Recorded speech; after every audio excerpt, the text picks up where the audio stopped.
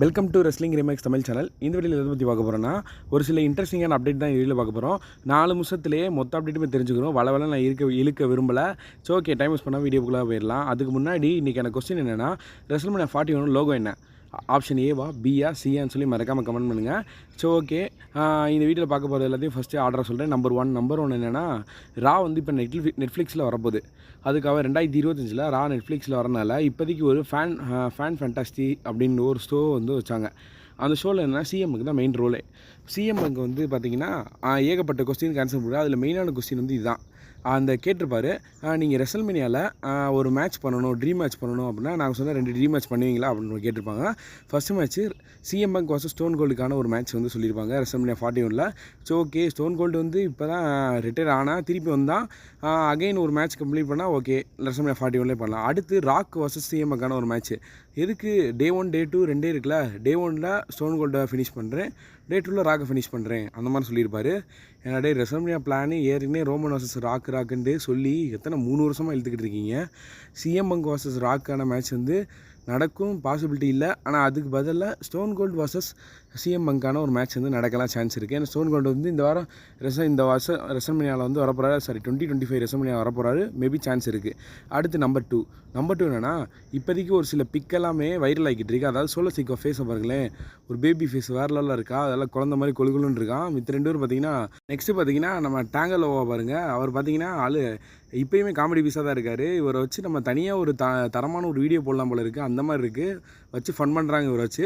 அடுத்து solo Chicco Jacob forty ஏற்கனவே ஃப்ரெண்டாக இருந்திருக்காங்க. ஏற்கனவே வந்து அவங்க ஃபீட் பண்ணியிருக்காங்க. அந்த ஒரு பிக்சர் தான் வந்து பார்க்குறீங்க. அப்புறம் இது வந்து நம்ம Jimmy J and solo Chicco and other ஒரு சூப்பர் ஸ்டார் வேறு இருக்கார். அது யாருன்னு தெரில. மேபி இவரையும் டெபிட் பண்ண வாய்ப்பு இருக்குது WWE. சரி, அடுத்து பார்த்திங்கன்னா ஷீல்டும் நம்ம இப்போ இருக்கிற நியூ பிளட்லையும் வச்சு போட்டிருக்காங்க. ஷீல்டுக்கு உங்களுக்கு மேட்ச் நடந்துச்சுன்னா திருப்பி அகைன் ஒரு தரமான வாராக இருக்கும். ஷீல்டு தான் வின் பண்ணுவாங்க. அப்புறம் இவங்களுக்கான ஒரு சும்மா NXTயில் ஒரு பிக்கு. அப்புறம் ஜிம்மி யூஸோ வந்து பார்த்திங்கன்னா ரிட்டன் ஆக சான்ஸ் இருக்குது அப்படின்னு ஸ்மாக் டவுனில் சொல்லியிருக்காங்க. ஃபஸ்ட்டு செப்டம்பரில் நடக்கிற USA நெட்வொர்க்கில் நடக்கிற ஸ்மாக் டவுனில் நம்ம ஜிம்மி யூஸோ ரிட்டன் ஆக வாய்ப்பு இருக்குன்னு சொல்கிறாங்க. நம்பர் த்ரீனா பால் ஹியூமன் பற்றி தான். வாய்ஸ்மேன் பால் ஹியூமன் அதே ஃபேண்டாசி அந்த ஒரு நான் ரா நெட்ஃப்ளிக்ஸில் வந்தப்போ அந்த ஷோவில் வந்து பார்த்திங்கன்னா நம்ம பால் ஹியூமன் வந்து பேசியிருப்பார்.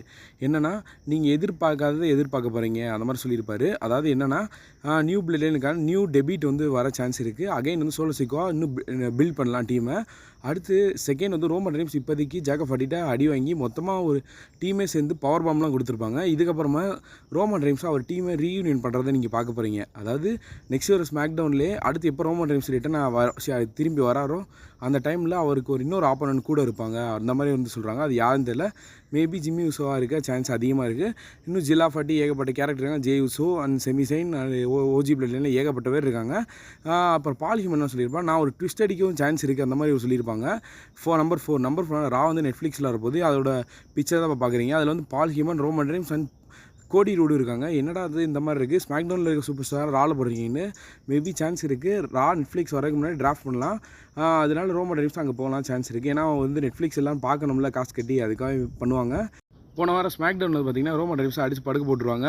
மொத்தமாக எல்லாருமே சேர்ந்து டெஸ்ட்ராய் பண்ணி விட்ருவாங்க. அதில் ஜேக்கப் ஃபார்ட்டி தான் மெயின் கேரக்டர். இப்போதைக்கு பார்த்திங்கன்னா என்ன ஒரு அப்டேட் வந்திருக்குன்னா, ரோமன் ரெய்ன்ஸ் நெக்ஸ்ட் அடுத்து வரும்போது ஒரு ஆப்போனண்ட்டை கூட வருவார். ஜிம்மி யூஸ் தான் சான்ஸ் இருக்குது 100% அப்படின்ற மாதிரி சொல்கிறாங்க. மேபி நம்ம அன்னொன்று பால் ஹியூமன் ட்விஸ்ட் அடிப்பார் சொன்னேன்ல, அது எந்த மாதிரினா, பால் ஹியூமன் மேபி இந்த பிராக் லெஸ்னரை வச்சு ரோமன் ரெய்ன்ஸுக்கு கேம் பண்ணார்ல, அந்த மாதிரி சோலோ சிக்கோ ரோமன் ரெய்ன்ஸ் வச்சு கேம் பண்ணி ரோமன் ரெய்ன்ஸுக்கு எதிராக திருப்புற மாதிரி சான்ஸ் இருக்குது. ஏதாவது பண்ணி ஒரு நல்ல ஸ்டோரி லைனில் கொண்டு வாங்கப்பா WWE. அதான் எங்களோட ரெக்வஸ்ட்டே. இந்த வீடியோ பிடிச்சிச்சு லைக் பண்ணி நம்ம சேனலை சப்ஸ்கிரைப் பண்ணிடணும்பா. நீங்கள் என்ன மாதிரி நினைக்கிறேன்னு சொல்லி மறக்காமல் கமெண்ட் பண்ணுங்கள். Thank you for